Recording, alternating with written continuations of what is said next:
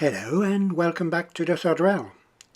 This week we are traveling to Sweden. I have just acquired a couple of coaches which I've been after for a while, and I was lucky enough to finally find a few of them which had a price that was in line with my budget. So we have a 4178, a first class coach, and 4179. I've got two of those, which are second class coaches. They're from 1984, 1985, I think. In any case, it's an opportunity, even though I might not be quite right on the era of the coaches, to get a little locomotive I've had in the collection for a few years now, and I've not been able to run because I had nothing to put behind it. It's one of the Märklin classics, I'd say. It's a 3030, which is a locomotive of type DA of the SJ, the Swedish National Railways. So, now that we're on the bench, we're going to give it a quick inspection and see if it's in working order.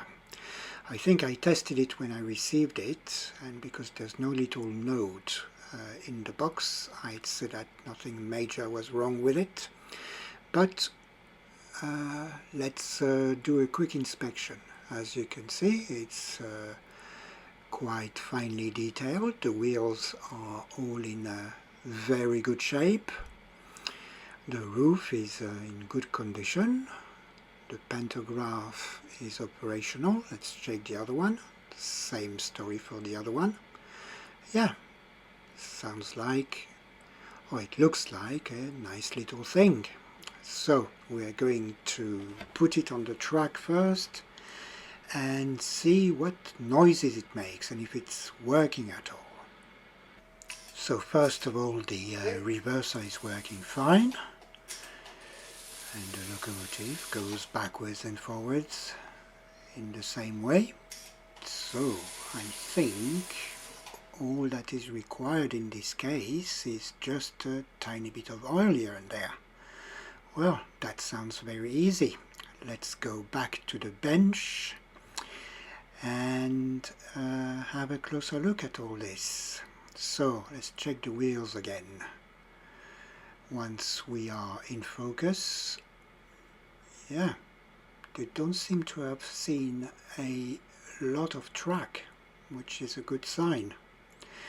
So we're going to open the locomotive and have a look inside, because I need to lubricate a few bits and pieces there anyway. So I'm going to grab a screwdriver, and as with all electric locomotives from Märklin, the screw is right in the middle of the roof, and it's just a matter of carefully loosening it. And once it's out, I'm just going to put the screw somewhere where I can't lose it, and I can lift the body. The body shell is completely made of metal, roof included. It's very heavy, actually extremely heavy for a model of this size, but it should look and be able to pull quite a few coaches with this weight. Very nice.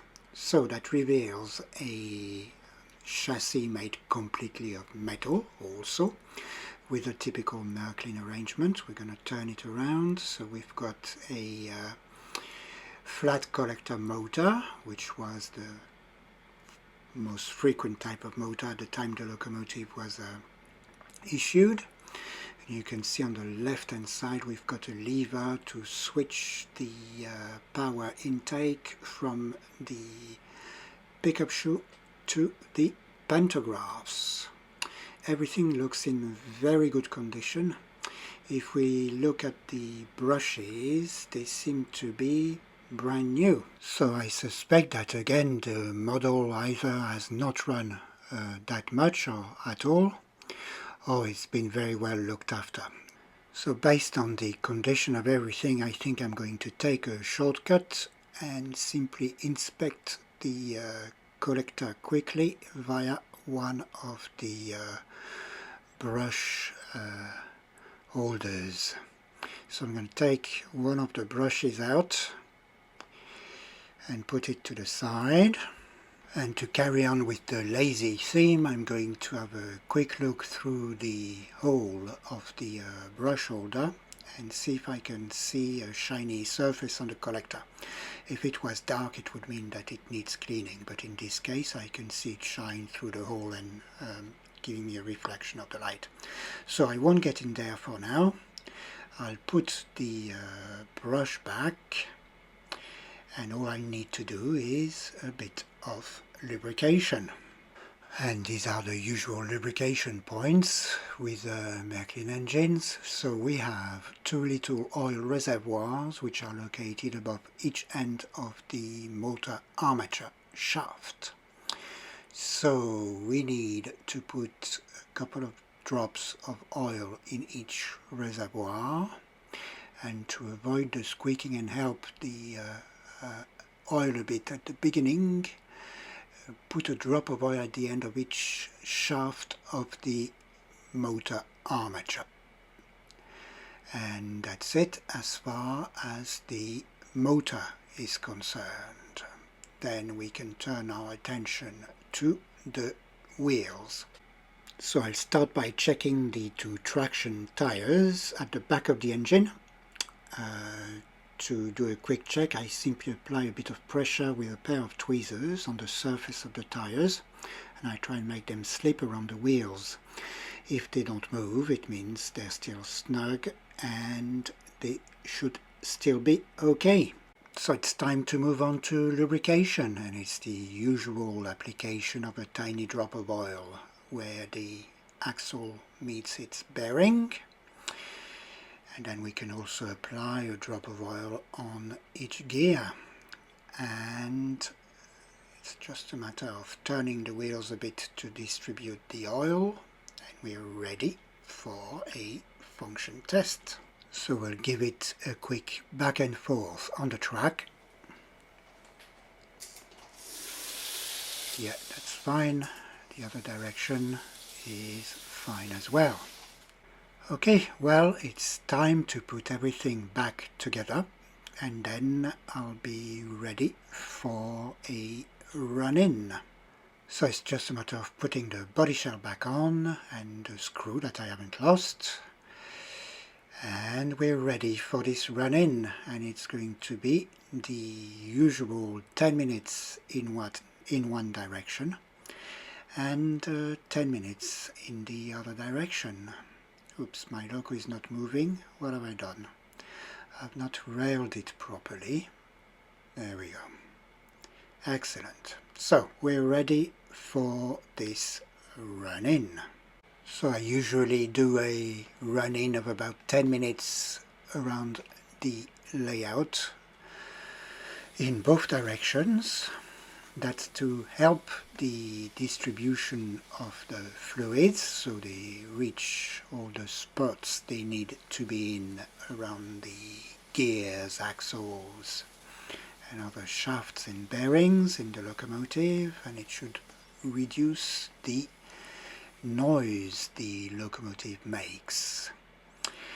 And the run-in is also a good opportunity to check that there aren't any other issues that could have been missed during the service.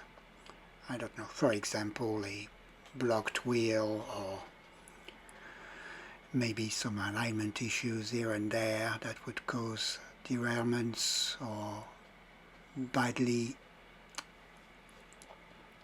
adjusted couplings which could get caught in the points, for example, which is what I'm checking here. But no, everything is okay. So it's time to have a bit of fun. So let's have a quick look at this new acquisition. So first we have a 4179 coach, which I think is a second class or standard class coach of the SJ.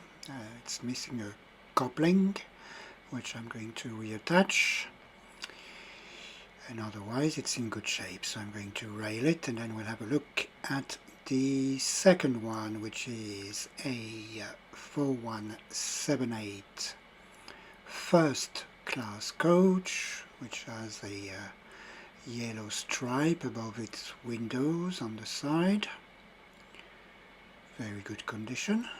The bogie is the wrong way around, but nothing else, so we'll rail this one too. Let's have a look at the next one, and it's a 4179 again. I'll put the boxes to the side quickly, and the coach itself looks also in very good shape. Let's have a quick look. Yeah, it's fine. Wheels are fine, everything's present, so we'll put it on the rails behind the rest. And I've got out a 4072, which is the previous era, but it doesn't really matter.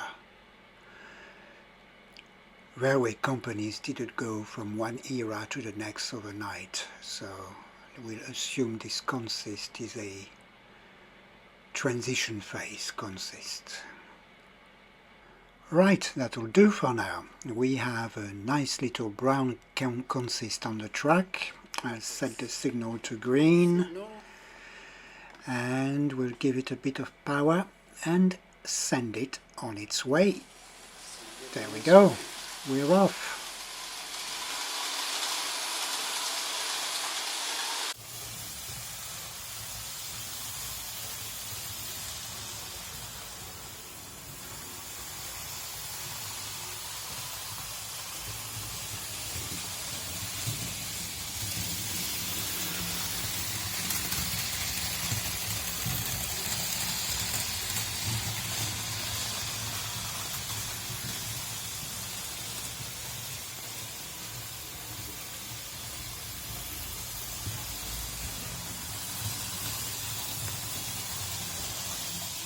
So far we are doing very well, everything is behaving itself, the locomotive has got a regular pace, the coaches aren't getting caught anywhere or derailing.